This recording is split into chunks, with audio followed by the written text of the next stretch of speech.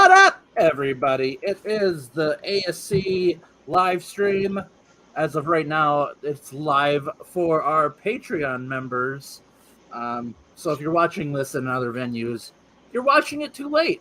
And now you're probably watching it redacted too, because like the other one, we chopped up in 2 parts, and I chopped a bunch of stuff out of it too. Yeah, the last one we took out the part where we were all comparing pecs.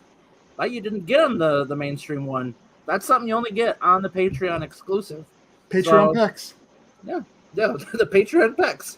Patreon pecs parties. That's what you get when you sign up for Patreon. Other than that, though, how are you fellas doing? We this is our second Patreon live stream. We're doing some discussion about One Atmosphere, but until then, how are you guys doing? Good. And by the way, it's going to be a 2-mile walk for you if you want to walk it. If you okay, but a 2-mile Uber is better than just get on with the show. Like they don't need to worry about travel plans. We're talking about DEMA. We're talking about DEMA. I was going to say it does kind of relate a little bit. That's why I didn't hesitate talking about it, because it does tie in. We're trying to figure out who's going, if we're all going, if nobody's going, what's going on. So if you're going to be at DEMA, you may or may not see us. You never know. Underwater intervention as well, because I plan on being there. Well, that one we discussed that you'll be there.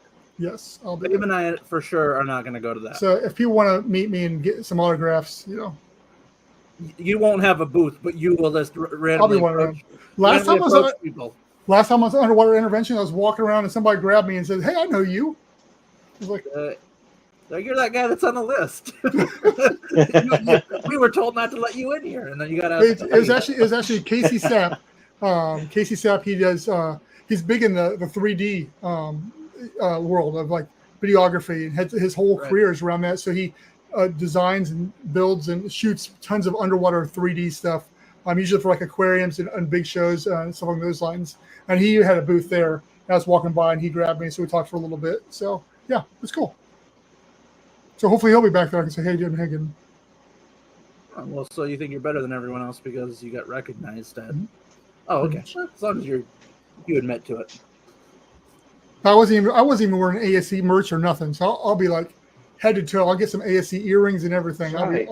If I find out that you wear Batman stuff to either one of these conventions coming up, I'm done. I'm not doing it. Like, quit wearing your Batman stuff to ASC related things. Okay. Big cat frame, ASC glasses. Yeah. Yeah. I mean, look at the dedication of Babe. He's got his ASC shirt on right now. Yep. He's probably got an ASC cup around him right now somewhere. I don't. But this is okay. I'm done with. I'm done having him on here. Oh, neither one of us have anything on. See right there. Yep. Yeah, I got a new Legend of Zelda shirt today, so I was wearing that. It was either that or my Bluey t-shirt, but I decided to go with this one. Anyway, theme today, Brendan. Living at One Atmosphere. Yeah, so it's one thing I've been thinking about, especially as Babe and me were talking. There's a new game out called Under the Waves, and it's got underwater habitat you're staying in, which is really cool, by the way. It's a fun game. But it's one of the questions that keeps on coming back to us, too, is especially in the Discord channel, people are always talking about the design elements and stuff along those lines and all kind of stuff. And how do you design and build for a One Atmosphere environment? And I made slides. Ooh. So basically, up to this point in time, all the underwater habitats that have been out there have been ambient pressure, or for most of them have been ambient pressure, which means that they have to be matching the pressure of the water outside. So if you're at 3 atmospheres, the pressure inside has to be 3 atmosphere, and therefore you have to be what's the word I'm looking for? Saturated. Yep. Yeah. And so that means breathing mixed gases when you get deeper, but it allows for the access to the moon pool. So the great things about ambient is it's easier to design for because the pressure issues are negated somewhat because of inside versus outside. Whole lot easier to come and go. And so, that's why it's designed that way, is because most all of them have been for scientific expeditions and stuff like that, where they want to be able to come and go as frequently, as easily as possible. And you could do it, and we'll talk a little bit about how you could do it, but it adds much more complexity into it, cost into it, and it just was not necessary. So up to this point, I'm gonna stop you. Check your microphone. You got muffled there for a second. oh, did I? Yes. So I don't know if Yeah. your microphone was blocked or something, but No. you it's not. went muffled for a quick second. What Yeah. was I talking about so I can rehash that? It was literally the past few sentences, so you're good. You're good. Oh, basically, yeah, I was just talking about how we're going to, building an one atmosphere underwater habitat's possible. It just hasn't been done unless you can think of any that's been out there that have been a true one atmosphere habitat at any kind of depth. You think of any, babe? For one atmosphere? Yeah, that stayed, I don't think there has been. So I'm the Yeah. dumb guy of the group. Yeah. So what would like Jules be considered then? That one isn't even. It's technically 2, but even then, I think you can. Yeah, because it's still ambient. It might be 1.5. I don't know. But yeah, because you are still at pressure to the ambient outside. Okay. So yeah, so it's probably the closest one because you can still come and go and do whatever you want like you normally could be without having to really worry about decompression times and stuff along those lines too. So because of where it's at. Here's another dumb question. So those places that have those like mega pools, like the diving ones, are those also do they also have pressures to them then? Like, so if you have like a 500-foot deep diving pool, like meaning it's still an artificially created pool, like this is more of a gravitational deal in a sense. Like the deeper you go in a body of water, It's the weight of the water. Yeah. okay. So it's weight that's causing the pressure. That's Gotcha, the easiest okay. way to describe it. So yes, it don't matter where you are as far as, if you're in Earth's atmosphere. Just about how Then- much water is above you.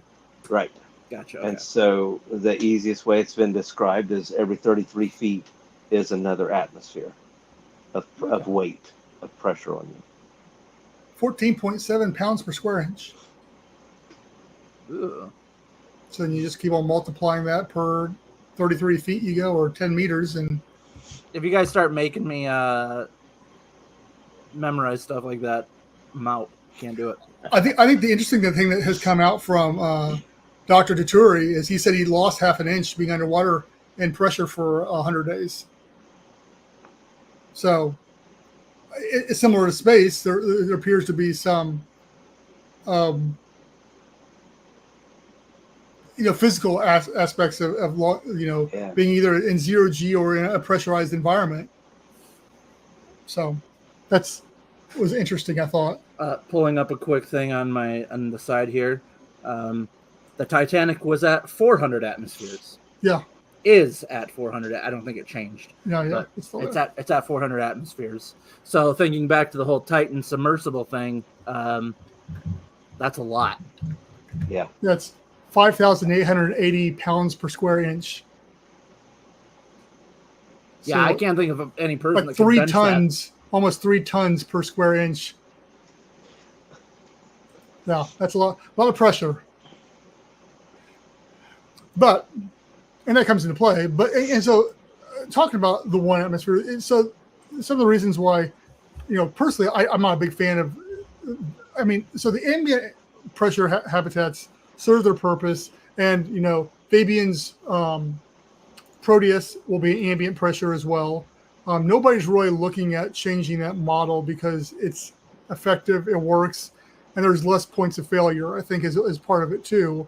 Whereas, you look at Aquarius, anything else out there, it's just you got a moon pool, you push air into it, it pushes the water out, and you come and go as you want. So it's simple. But for ASC and other companies out there or other organizations out there who are working on stuff, it doesn't fit the bill on what we're trying to achieve. But first, I thought I'd show off a couple pictures of some moon pools. So here's a really quick diagram kind of explaining how the moon pool works in an ambient pressure habitat, where air is being pushed down, keeping the inside pressure greater than the outside, so it pushes that water out. Otherwise, it floods. And do you remember, Babe, what Thane was saying? How much pressure they're pushing in there? I don't. I just knew it was a lot more than they'll ever need. yeah. It was over. For some reason, I want to think it's almost triple the amount. Yeah. That was in there. So, yeah, it wasn't going to. No risk of water coming in there. Anyway, and then speaking of Jules, that's their moon pool. That noisy moon pool. Why is the moon pool noisy?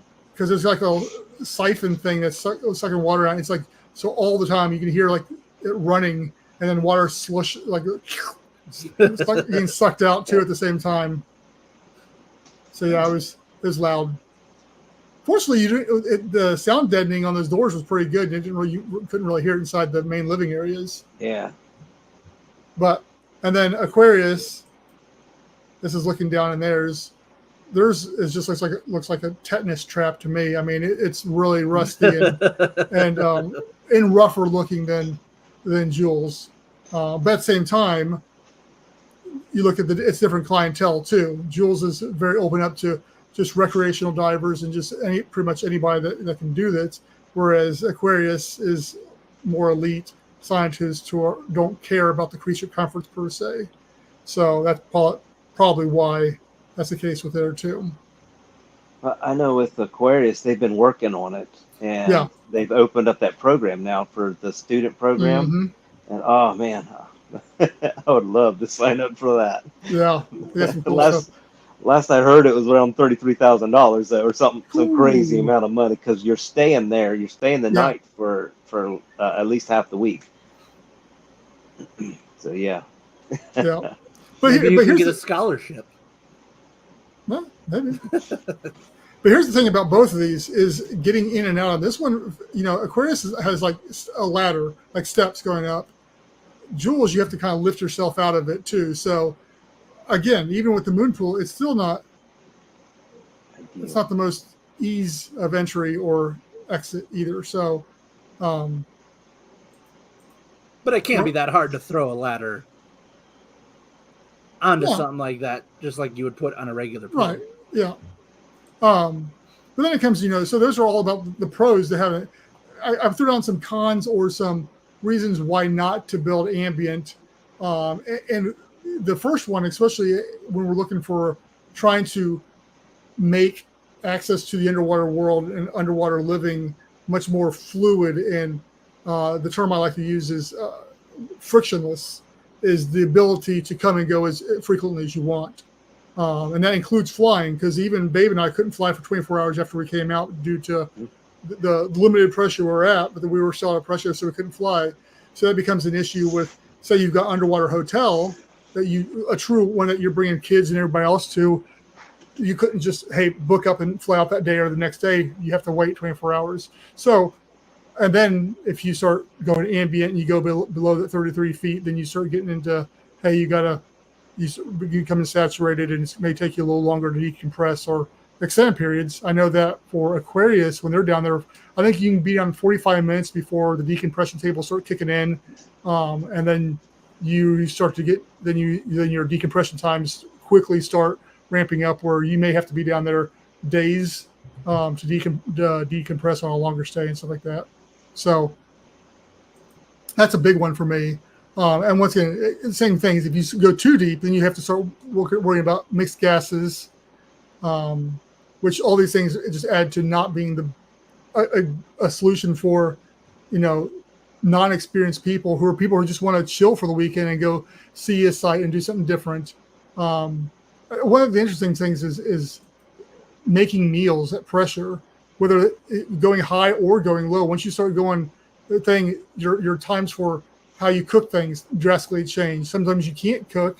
I know that when we lived in Guatemala, we were at a mile up, and it's like just your ratings for how long you cook stuff or the degrees you set stuff drastically changed. And that was just, here underwater, you start getting those pressure differences. It affects that as well. So little aspects of like that. And also you can't, everything's gonna have to be electric cooked in those type of situations. You can't have I mean, you guess you could, but you'd have to have a ventilation, which then just ruins the oxygen you're trying to preserve as much as you want. And then, like I saw with Joe Daturi, is long-term health issues. What kind of health issues do we know? We don't know. I mean, Joe's still working on all that kind of stuff, but if he lost a half an inch in 100 days, what would that do over a longer period of time? If people are living down there for months at a time on a regular basis, what kind of health detriments? Now, there's benefits too, as we, Babe and I have talked in previous ones about the hyperbaric aspect of the thing. Obviously, there could be some definite health benefits to it as well. So it's a two-edged sword. So yeah, that's a bunch of the negative aspects of it. But so it makes sense. I mean, because like I said already, that this is focused on a science community, and where stuff was completely okay with them. So yeah. You have anything to add to that, Babe, that I may have missed or overlooked? Are you wanting to explain any of the transitions? So you're looking at some kind of airlock system instead of a moon pool. To have ambient, or not ambient, but 1 atmosphere pressure. Yep. And that's that's a normal thing. That's I guess it's accepted because of something we talked about the last one, the sci-fi stuff. Literally, that was being talked about then, and everyone sees that all the time in some form. But your submarines are going to all have it, and any kind of a space ship or your space station will have airlock. So that's just all that does is, well, in this case, get rid of the water and make your pressure at what you want it to be, so that you can step out of whatever vehicle you're in and go straight into it. And that's that frictionless place right there. Yep. And so we don't, so anybody watching this, we don't talk about what we're talking about beforehand per se. But it's interesting you bring it up, because that's exactly my next point, was to talk about that. And I was going to show off. So Martin Henke over in Turkey that I talked to, and here's how his airlock looks like for his design habitat. This is a side entrance, and that door closes and then pressurizes. Although he's really still focused on ambient pressure, but he said you could do a 1 atmosphere as well, because basically you walk in and stuff like that. And the reason I got looking at these was the Navy and the submarines, how they get the SEALs or the divers off is same thing. Here's a cutaway of that where they go in there, it pressurizes to the 1 atmosphere that the submarines are at, because they are always at surface atmosphere, and they can enter and exit that way by entering in there, pressurizing that area to whichever they're going, and then enter or exit. And then an older picture of an earlier design of ASC, where we had the docking aspect for a sub to dock to the front of it. So like I say, there's different ideas on how to make an airlock system work, and that is the only solution for this. Well, I guess you could have like an elevator or a tunnel or something like that from the surface as well. But you get deep, that's not feasible. My whole thing with any kind of thing that's attached to the surface like that is it gives away your position. Not that I'm trying to be like super secretive or anything, but it's just one more thing sitting above the surface that you have to worry about. But completely off my notes, that's one reason why I like working with the Seasteaders and a bunch of them, because they handle the above surface aspect so well, and that's what their focus is. There is a good marriage there for what we're trying to do and what they're trying to do, for them to be able to support us topside coming down. But yeah, so when we're talking about an airlock system, you can still have your moon pool, and like some of those showed, and you come up through the moon pool in your ambient room, and then you enter in through an airlock system into your 1 atmosphere rest of your habitat, and you just live life like you normally would, and then transition back out. For those people who want to dive down to it, I can see even ASC our habitats having both aspects, because if we want to have a scientific community aspect, you're still going to want to have that aspect to it. But I think by far most the idea is to use what has already been out there, which is NASA and what they're doing with the space station, and have more of a docking collar where a sub can, which once again, it's very sci-fi, but I think that's the path we need to be looking at is how to have a docking collar that a sub can dock onto. People can just come and go as they want. Once again, it's that frictionless. How does grandma get there, and how do we make it so that anybody, regardless of your age or disability, can come and go into an underwater habitat as easy as they do here on land? And that's really where it boils down to, because scuba diving is going to cut it. An elevator would cut it, and a docking collar with a submarine would cut it. So that's kind of what one of the options there for us there. That would also kind of, in the challenge of the submarine thing, not just from the design of it, but also then from a business aspect, you'd have to form the correct kind of partnership with a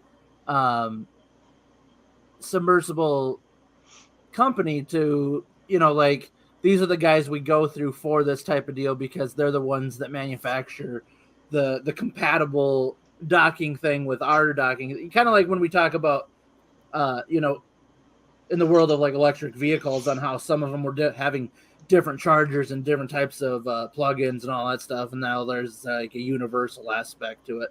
So that's just what kind of was going through my head when talking about that, is that you'd have to have that, like either a universal thing or the correct partnership with someone to make sure that you have it's a easy flow of connecting. Yeah. Well, I was going to say, from a business point of view, I mean, if you had a single one but even if there's multiple different docking systems, it's just, we offer this side of it, we'll put this side of it on your module if that's who you want to use. Right. Does that make sense? Like, if there's 3 different ones you can get, then ASC going to get all 3 different kinds and put the right one on for the right person. Because this one has the Chevrolet of that submarine, that one has the Ford of that submarine, right. Yeah. But their docking things aren't the same. So yeah, it'd be awesome if it's all universal. That'd make it so much simpler. But then so you sell to this person, so we need to have the one for the Ford on there, and to that person needs the one for the Chevy on there. Yeah, I think what I like about both of those, Adam's analogy, I think it is correct, because you look at what's going on right now. Whether it's there's 2 basic standards here in the United States, and one was government mandated versus private mandated, and now the private one is slowly taking over. But fortunately for us, there's not really a government entity that would come in and mandate anything or be designing that or saying that for us. So I think it's whoever designs it first is really going to be the key holder for all that. And that's something that Martin and I have talked about before is, hey, we want to make sure that as we're designing these underwater habitats, that we're trying to find somebody that will design a universal docking collar that we can both use. Because not only could you, and this is an interesting concept too, is not only would you be able to universally adapt a submersible to it, but you could universally dock 2 different habitats together too. Yeah. So if like Martin in Colomar Park, which he's changing his name, I think, to something else, and ASC, we have 2 different habitats. He's got like a human one, and we've got an energy one. You could dock them both together because we're using a universal interchangeable docking collar. What are you going to say something, babe? Just, it depends on how universal it gets, but would it be the same one on spaceships too? Yeah, right. I think the key is going to be the diameter of it, because it's going to have to be big enough that you can put a door in the way so you can walk through it. Yeah. And I don't think the ones on the space station are that big, because once again you're in a floating, no gravity, so you just float through a hole per se. But yeah, so once again, and from a business aspect, we don't have to be the ones that develop it, even though it'll probably be somebody like us that does, because we're the ones that have a need for it. But it could be a lucrative business for somebody else to come around and offer that as a platform for underwater habitats. Hey, but I guess time will tell. And one thing I've thought about too is you could also have your docking collar be your hyperbaric chamber as well. Yeah. Or have it off of a wing. So I found this. I was looking at different large hyperbaric chambers, and I found this one here, and that would like work perfectly as a whole entire habitat wing itself. Just slide it in a cylinder like we do a shipping container, or the plan for that is, and then you have that you just walk into, you pressurize yourself, then you can go off onto your rest of your room or whatever. So there's options out there. And like I say, what we've said with all the technology exists. It's everything is there. It's putting them together and finding the funding for it. So that's kind of where we're at with the whole thing. Is we can design and we can make anything work. And I think we're there. It's as always, it's always down to the almighty dollar and funding. And some we'll talk about here in a little bit, and we'll make it Patreon exclusive. That I'll edit it out for everybody else watching. It's something about some funding information I found out this week that could be beneficial to ASC. So if you want to know more about that, you need to be a Patreon member. But we'll get to that here in a second. Can I add something in about the docking collars and stuff? So you look at your commercial divers, because they're all using a docking collar on the bells and stuff to hook onto their hyperbaric systems in their ships or whatever platform they're using. Right. So there's a collar right there, and that makes me wonder, are those a universal thing? Oh, that's a good point. But they're not big enough to walk through. It still doesn't serve our purpose, right. But at the same time, for a emergency aspect, you may still want to have one of those, like on the top somewhere, right. So for emergency purposes, so you can lower one of those attached to it, like DSRVs. Yep. DSRVs attached, and those are universal. So there must be a standard. That's interesting. There must be a standard out there somewhere for that, for those bells and for the DSRVs to be able to attach to submarines or whatever and get them out, unless it makes its own dry or wet seal somehow. I don't know. Something to look into, I guess. What you think, Adam? You've been kind of quiet. I'm just absorbing it all. Yeah. That's the great thing about having Babe in it. He's a lot smarter than I am with this stuff, so he can actually have great conversation with you. Whereas, like me, I'm just like, wait, what's an atmosphere? I just buy books and use them as pillows, and some of it gets in there. That's all there you go. I should try that. Yep. But no. Did you guys have anything else to add to that? Because really, that's about all I had as far as. I knew this was going to be a shorter one, especially since it was a Patreon only, and we weren't going to have a bunch of interaction on here.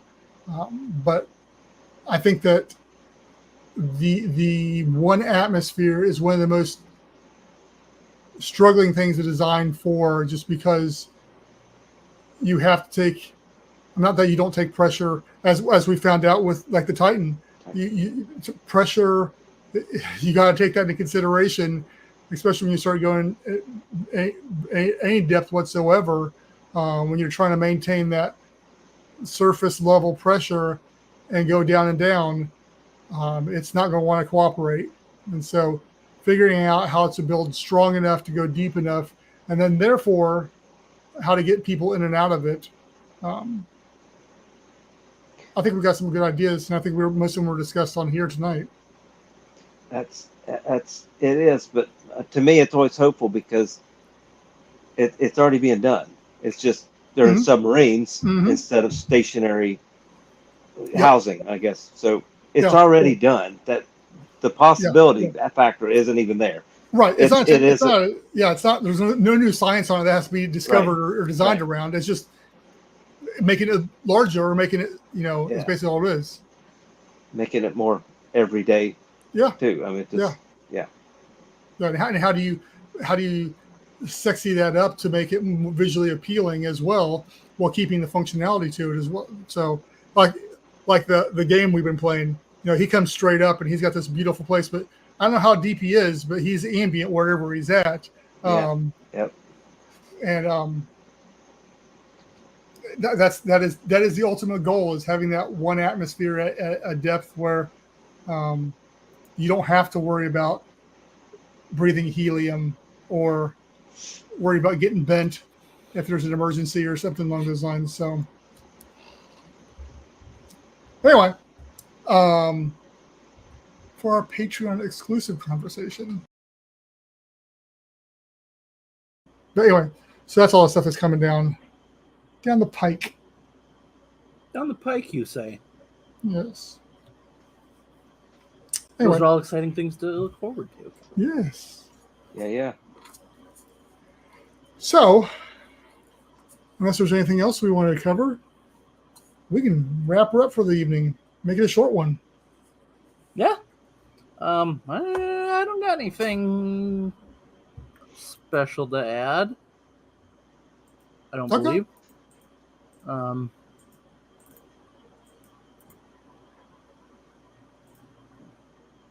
I'll go through their things then. Yeah, you do that. Well, at first I was looking through their folders. It means I had to re-log into it. Like, my folders aren't open right now. So I'm like, why is it not showing up? Sorry.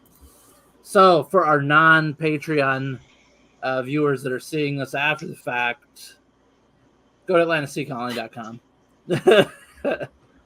I mean, our Patreon members can go to AtlanticSeaColony.com too. Oh, yeah. Anybody can go to it.